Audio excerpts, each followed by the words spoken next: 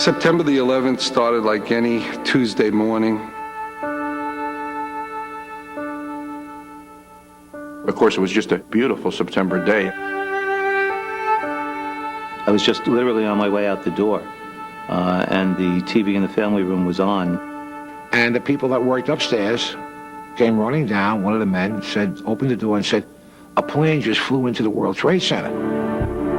And I was standing there watching the TV. I saw the second plane hit the tower.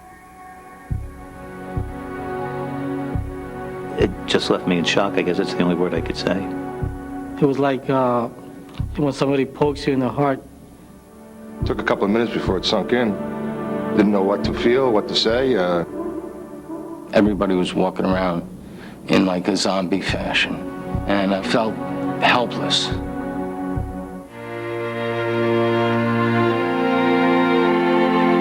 In our hearts, we knew immediately that the Knights of Columbus would do something, because that's what the organization is about.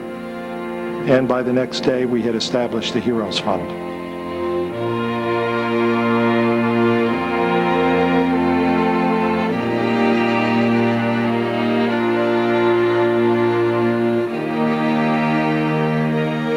The Heroes Fund is an initiative of the Knights of Columbus to provide immediate assistance to the families of the fallen firefighters and police and rescue personnel who were killed on September 11th.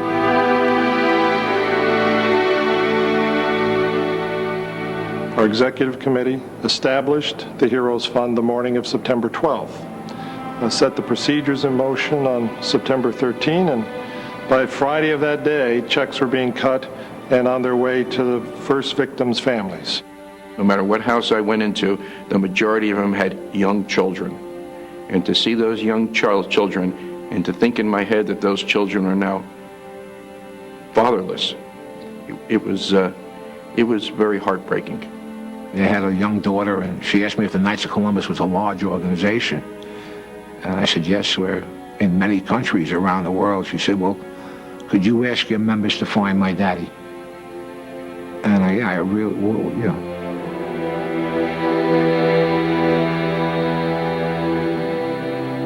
We were able to respond quickly because of who we are. The fact that we have an infrastructure of both our insurance agents and our councils and assemblies throughout the community.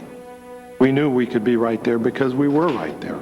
Hi, Mario. Hi, Rhonda. How are you? Okay. Mario first called me to tell me that he had a check for me and my children, and he was very kind and came over, no questions asked, and presented me with a check. So, Rhonda, I'm just back to see how things are going with you. How have you been? About 90% of the benefit checks or Heroes Fund checks that I delivered was the first tangible proceeds that these women had to continue taking care of their day-to-day life. My husband was a wonderful person, very caring, kind, would do anything for anyone, a great dad. He was always with his children. I'm very glad that Dan joined the Knights of Columbus because I don't have to worry about my children now. Their college is being paid for. My husband would be very thankful for everything that is being done for my children and myself. We wish we could have done more, but we were there, and I think in a very true sense, Father McGivney was the guiding force behind this. Father McGivney started the order as a fraternal benefit society. He reached out to the immigrants who needed aid. Father McGivney, when he set up the Knights of Columbus, never envisioned something like 9/11. But I think he did envision the need to take care of people. And as a member of the Knights of Columbus, I'm very proud of that. Father McGivney's vision was really to be there to help, especially to help families when the breadwinner is killed or disabled. That's the origin of the Knights of Columbus, and so it was just the most natural thing for us to move out and respond in this manner. One of the families that I met with was Mrs. Richard, Dorothy Richard. Her husband Vernon was a lieutenant in the New York City Fire Department. Thank God. I didn't know where monies were going to come from. And I says, oh, what am I going to do? Especially when it came to my mortgage. I was just totally out of it. I knew the mortgage was due, so it came in, at least it was money I could use right then and there. And that was so helpful. We weren't concerned about who was a member or what religion they were. It was, you know, seeing a need and stepping in and filling that gap before anybody else did. Vernon was a protector and a provider. He left some legacy.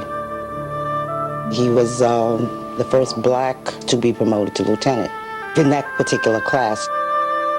He was the type to say, never say can't. He taught his children that too. My father is my inspiration. He will always be my inspiration. He was just so proud of me attending college, and I'll be the first one in the family to graduate.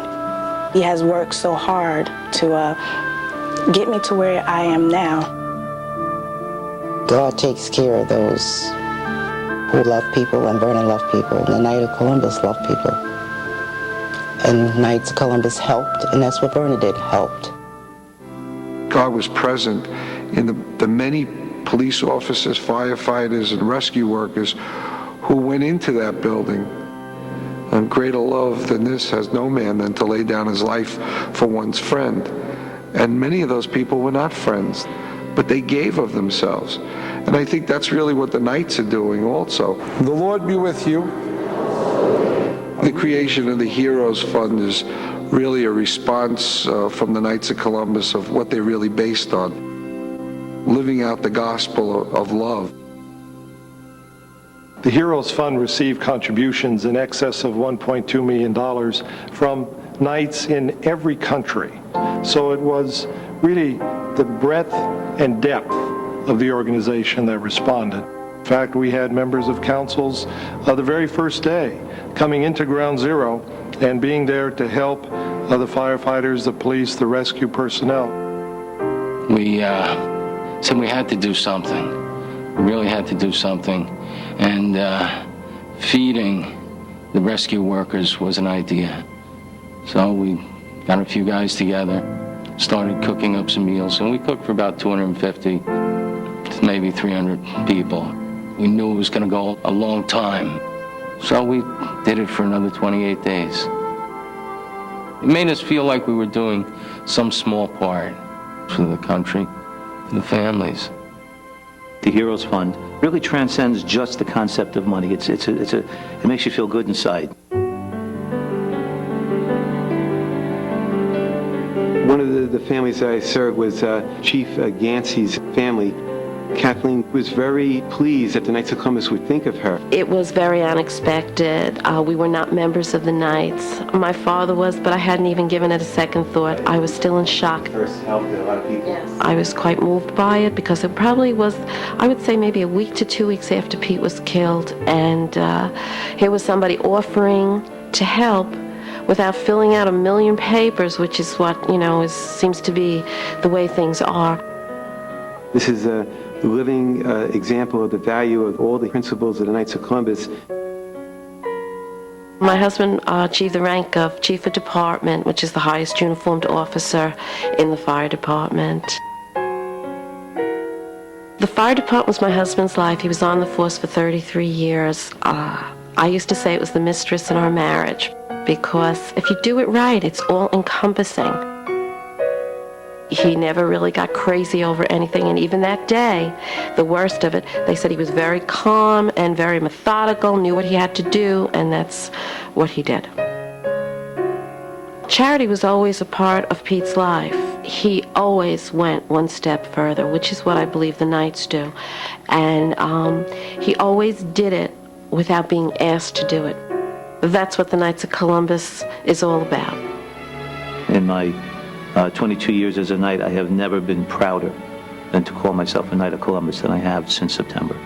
It was an honor for me to be associated with these people and with my brother agents who went out and did this. I never knew such loving people were out there. I was amazed by the courage of these widows. I was able to get strength through them to get through the day. If they could do it, I could do it. I would just like to say thank you so much for their kindness and supporting me at such a difficult time and being so kind to my children. We can't always choose the challenges that face us, but we can choose the response we make to them. Father McGivney's vision is as relevant today as it was more than 120 years ago. And our principles of charity, unity, fraternity, and patriotism are living principles, and nothing proves that better than the success of the Knights of Columbus Heroes Fund.